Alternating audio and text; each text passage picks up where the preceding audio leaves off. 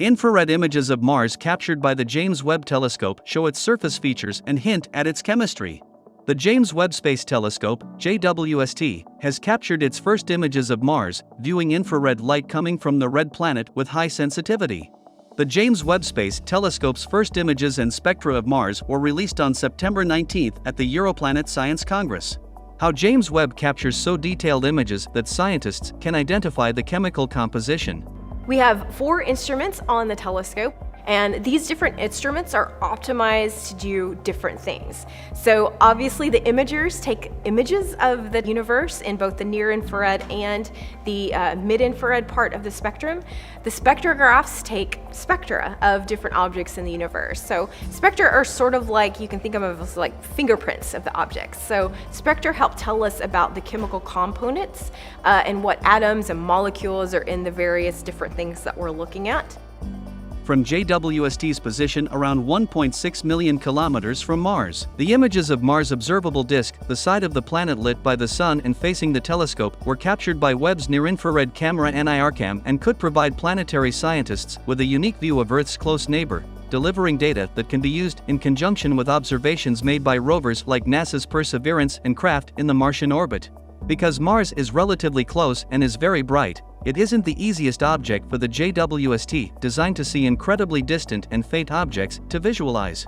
According to Giuliano Liuzzi, scientist and lead investigator at NASA Planetary Systems Laboratory, Mars is so bright that the challenge is how to see it. To prevent the bright infrared light from Mars from blinding the JWST's instruments, scientists used very short exposures to observe the red planet. This meant measuring only some of the light that reached JWST's detectors and then applying special methods to analyze the collected data.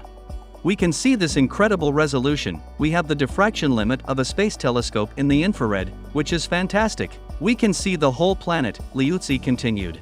The JWST was able to capture images and spectra with the spatial resolution that astronomers need to study. They are looking for Earth-like short-term phenomena such as tornadoes, big storms, fronts, high winds, even changes caused by the planet's seasons. Additionally, the Webb telescope could capture events that happen at different times throughout the Martian day, during the daytime, at sunset, and during the night in a single observation.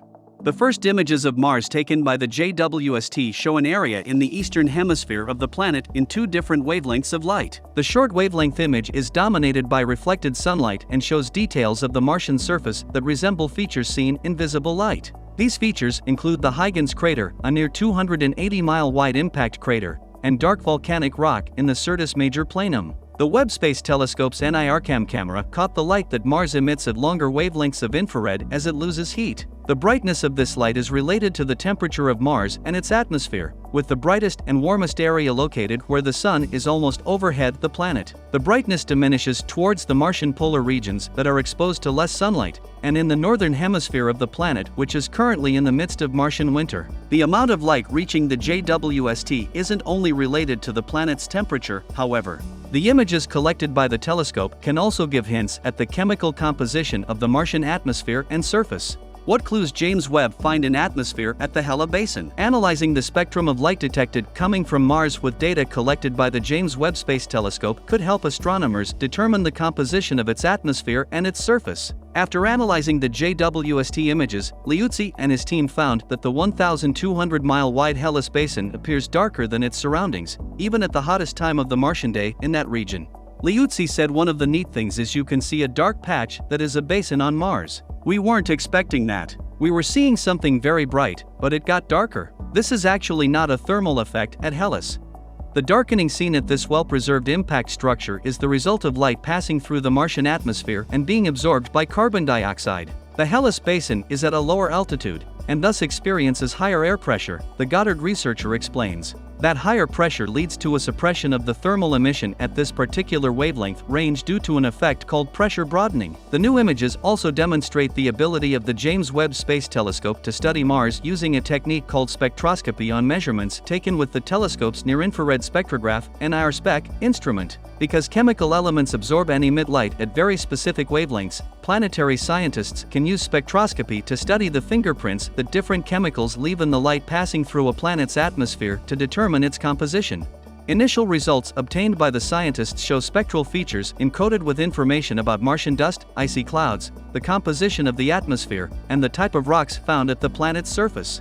Observations from the JWST should be able to identify the presence of water, carbon dioxide, carbon monoxide, and other chemical compounds. Liuzzi pointed to the debate regarding the presence of methane on Mars, with initial ground-based observations and rovers providing evidence of this compound, albeit sporadically. While the ExoMars Trace Gas Orbiter (TGO) measurements haven't been able to confirm this, and observations from Earth are complicated by methane in our planet's atmosphere, Liuzzi believes that JWST observations could be the difference maker. The big conundrum has been that the rovers on the surface and the observational data have left a gap between 0 and 10 kilometers, 6 miles, he said. Now we have James Webb, we can see the full column of the atmosphere all the way to the surface where the rover is. Thanks for watching, stay curious.